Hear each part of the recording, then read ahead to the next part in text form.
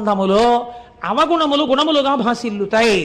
ఇది ఎవరికైనా ఎంతటి వారికైనా. ఈ నేపథ్యంలో మీరు కేదారేశ్వరుడి యొక్క శివలింగం గురించి వినే ప్రయత్నం చేయండి, మీరు తొందరగా సమన్వయం చేసుకోగలుగుతారు.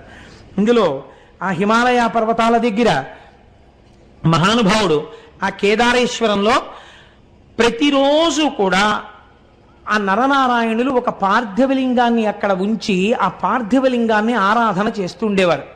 వాళ్ళు చేస్తున్నది పార్థివలింగానికి. పార్థివలింగం అంటే ఇంత మట్టితో చేసిన శివలింగం. వాళ్ళు ఇంత మట్టితో మేం చేసిన శివలింగమే కదా అని వాళ్ళు అనుకునేవారు కాదు. ఇది ఈశ్వరుడు అని నమ్మారు వాళ్ళు. అమరకోశంలో ఈశ్వర శబ్దం శివుడికి మాత్రమే వర్తిస్తుంది. అందుకని ఇది ఈశ్వరుడు, జగన్నియామకుడు, జగత్ప్రభువు అని నమ్మారు. నమ్మి నరనారాయణులు అర్చన చేస్తున్నారు. వారలహర్నిశంబులను పార్థివలింగ సమర్చనంబు విస్తారముదంబు పెంపెసగ సల్పుడు అయ్యడు రజమౌళి అవ్వారల చేరవచ్చి